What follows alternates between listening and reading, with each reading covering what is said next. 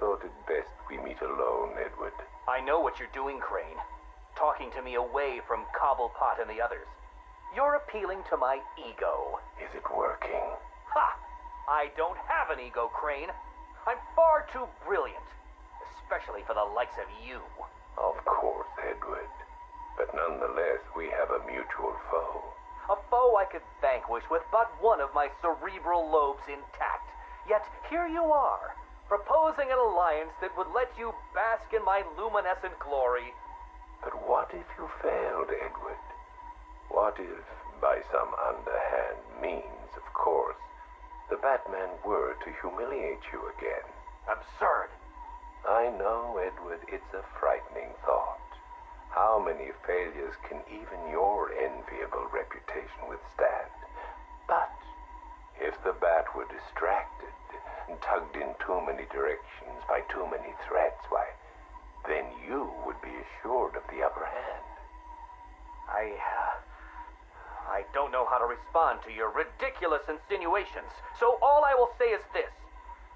Tell me which day you plan to attack Gotham, and maybe, just maybe, if you're lucky, I will coincidentally put my entirely separate and superior master plan into effect. How kind, Edward. I will keep my fingers crossed. Who is this? Ah, Miss Kyle. You have the privilege of conversing with me, the Riddler, Gotham's premier supervillain and intellectual colossus. And I'm honored, Eddie. Really. Bye. Wait. I'll get to the point. I find myself in need of your unique skill set, your street smart, as your intellectually challenged kind adorably calls them. I'm going to adorably hang up on you, Eddie. No, listen. I need something acquired, something valuable. Sorry, Eddie. It's just that I have all these clients who aren't insecure little power-mad man-children. Fine. You may name your fee. Information. Ah, the most valuable commodity of all. Scarecrow's planning something involving Batman. I might be furnished with the absurd particulars of his ridiculous scheme. I'll get you what you want, Eddie, if you tell me what I need to know. Right, okay. Riddler bot memory formatted, adaptive AI algorithms uploaded, joints oiled. Now, give my creation life! Ah, damn it! Useless hunk of dead metal.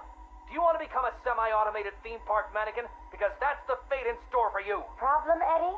Ah, Miss Kyle, you're here. And you already have company. Almost, anyway. Did you lose your friend's batteries? Why, yes. In a manner of speaking, anyway. I'm depleted. And always compensating for it, too. Oh, Catwoman, your wit never ceases to occur.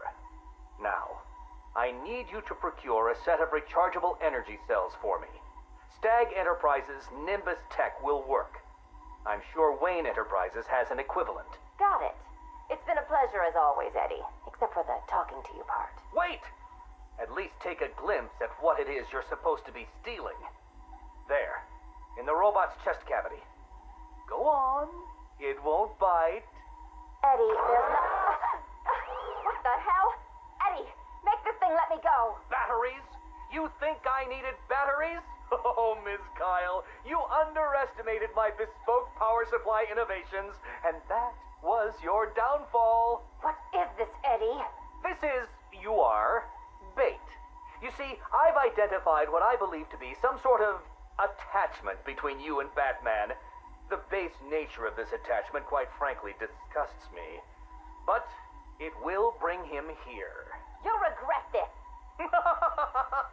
The world's greatest detective does not frighten me. He's not the reason you'll regret it.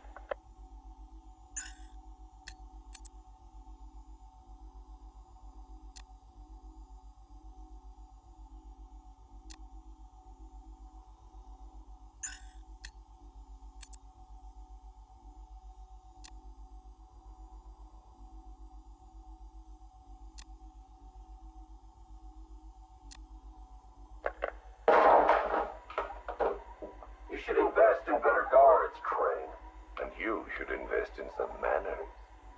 Who are you? Another pretender to the cow? Call me the Arkham Knight. Another child of the asylum set free. Tell me, what tortured soul cowers behind that mask?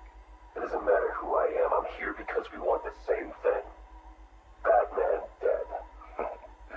You made short work of my guards, but Batman is a very different proposition. One for which I am fully prepared. Those guards I killed, I could replace them with an army. An army trained in his methods. Trained by whom? Me. And what would you know about Batman? His fear. Very well. You have my attention, Arkham Knight.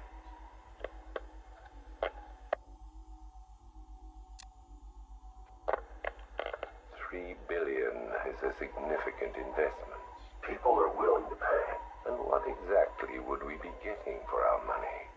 Tanks, drones, a highly trained infantry. You think you can just bring tanks into Gotham? We hold a city ransom. We create panic. Then chaos. A distraction. As they run scared, we emerge. Take over his habitat. Every rooftop, road, and back alley. We draw him out of the shadows and chip away until he has nowhere left to hide. And no one left to hide behind. If you want him dead, why come to me? You seem capable. He needs to suffer. I suffered, so he will too. So, it's personal. Well, there are many in this city with a gift for causing harm. Not that kind of pain. The real kind. You want him afraid. I've seen what your toxin does. I want that. You're well informed about all of us, Arkham Knight. But you're wrong about something. I don't want Batman dead. I want him unmade. He's better off dead. Kill him and you martyr him. You make him a legend. But break him, humiliate him, terrify him, and hold him up for the world to see. Then he's nothing but a man. Look, you can do what you want, Crane, but when you're done, I will kill him. Very well, but know this. It will be an act of mercy when you do.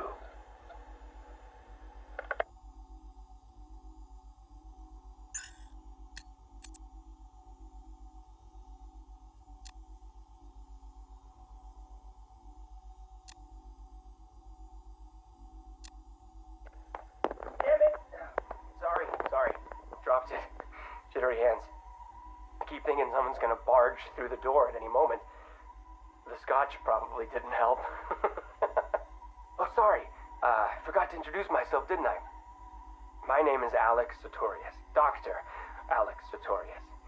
And this? Well, I suppose this is my confession. 20 years ago, I went into business with my friend and business partner, Simon Stagg. Oh, it feels strange talking into this thing. I've never been one for the limelight. Never cared for attention.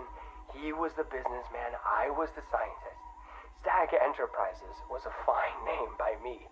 And we did fine work, too. I want you to remember that, whatever comes out. The cure for the Tugela virus, that was us. The treatment for Collier syndrome, that was us, too. No, not us. That was me. I never cared about the financials, of course. I never needed to. Don't you worry, Alex, Simon used to say, and I believed him. Believed him right up to the day he told me there was a big, gaping hole where next year's budget was supposed to be. I wonder, now, of course, if he was lying. I mean, can you blame me? If he'd just come out and asked me, I'd probably have said no. I'm no bleeding heart, but if there'd been no need... Oh, sorry. I'm getting ahead of myself, aren't I? These anti-anxiety meds, they rattle your brain. What I'm trying to say is that day, the day we ran out of money, that's when the weapons contracts began. Hello, I'm in a better mood today. I've discovered a pharmaceutical cure for paranoia, you see. You put the anti-anxiety pill straight into the whiskey bottle and you swirl it around. Oh, no. Where was I? Oh, yes! Chemical weapons, biological weapons. Oh, wonderful things. We went into business to save people, but it turns out that killing them paid better. Not well enough for Simon, though. That greedy, grasping parasite, that bastard!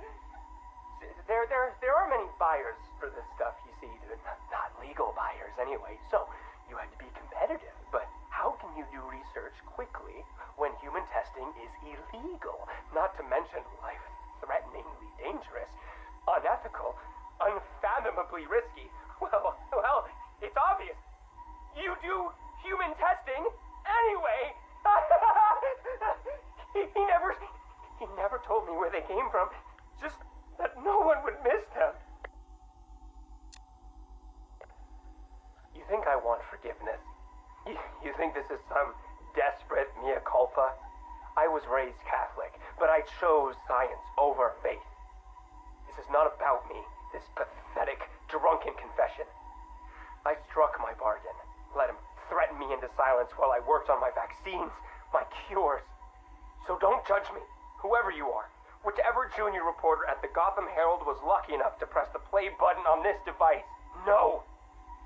This isn't about me. This is about him. He's gotten worse.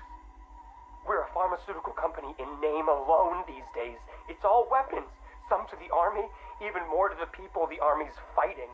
And now Scarecrow's here? I know what they're doing. They're taking my technology, my mass inoculation device, and they're turning it into something twisted, something wrong. Well, I won't let that happen. I won't turn a blind eye anymore. This confession will be my epitaph, the proof that I was not content to weigh the good I've done against the evil done by him anymore. If you were listening to this... Dr. Sartorius, Mr. Stagg would like a word.